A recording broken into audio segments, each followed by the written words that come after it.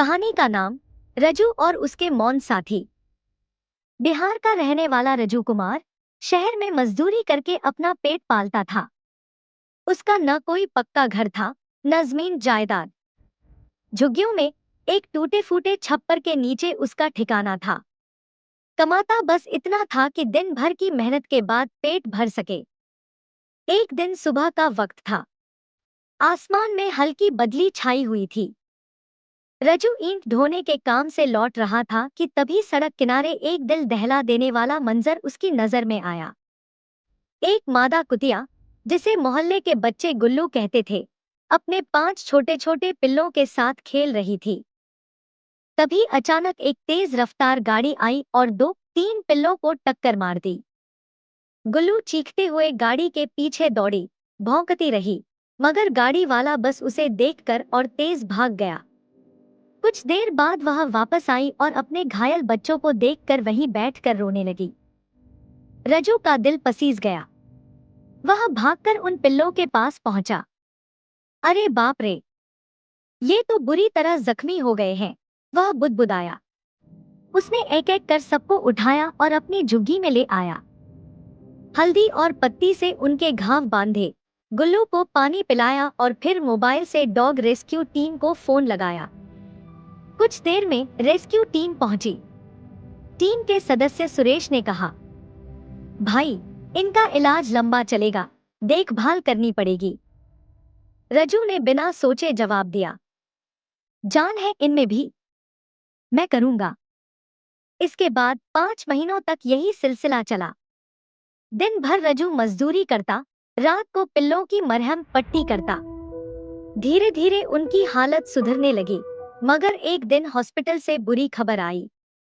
Doctor Sharma ने बताया, रजू, 3 पिल्ले अब कभी देख नहीं पाएंगे और 2 के कान सुनने की ताकत खो चुके हैं। रजू की आंखों में आंसू आ गए, मगर उसने ठान लिया, अब ये मेरे बच्चे हैं, इनकी सेवा ही मेरा धर्म है।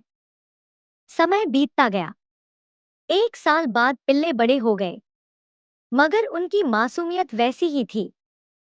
जब तक बाहर चले जाते, मोहल्ले में घुस जाते, लोग उन्हें भगा देते, डांटते, कभी कभी मारते भी।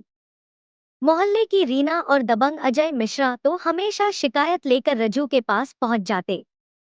अपने इन गंदे कुत्तों को संभाल, वरना देख लेना, रीना चिल्लाती। रजू हाथ जोड़कर कहता, बहन जी, ये अंधे भरे हैं, बेगुनाह हैं। लेकिन शिकायतें बंद नहीं हुई। आखिरकार रजू ने दिन में उन्हें बांधना शुरू कर दिया, मगर वे रोते, चीखते, मोहल्ले वाले परेशान हो जाते। फिर वो रात आई, जिसने सब बदल दिया। बरसात का मौसम था। तेज हवा, कड़कती बिजली और झमाझम बारिश। उस दिन रजू को मजदूरी का पैसा मिला था। वह पिल्लों के लिए सामान लेने बाजार गया। भीगता हुआ लौटा तो देखा पिल्ले और गुल्लू बारिश में भीग चुके थे। उसने तुरंत उन्हें सुखाया, सूखी जगह बिठाया। तभी मोहल्ले वाले झुग्गी में आ धमके। अजय मिश्रा गरज कर बोला, या तो इन्हें निकाल या तू निकल। रजू ने दृढ़ता से कहा, इतनी रात और बारिश में, और ये भी तो अपाहिज हैं, मैं इन्हें नहीं निकालूंगा। यह सुनकर कुछ लोग भड़क गए। उन्होंने डंडों से पिल्लों को मारना शुरू कर दिया। रजू बीच में आया तो उसे भी पीटना शुरू कर दिया। उसके सिर से खून बहने लगा, कुत्ते भी घायल हो गए। बारिश लगातार बरस रही थी। जमीन पर खून और पानी मिलकर बह रहा था। रजू और उसके मौन साथी बेहोश पड़े थे, और आसमान जैसे उस रात उनकी पीड़ा में रो रहा था। शायद मोहल्ले वालों को यह नहीं पता था कि रजू के लिए ये कुत्ते सिर्फ जानवर नहीं थे, बल्कि उसका परिवार थे। अगर आप इस कहानी का दूसरा हिस्सा जानना चाहते हैं, तो बताइए, क्योंकि इंसानियत का अगला इम्तिहान वहीं से शुरू होगा।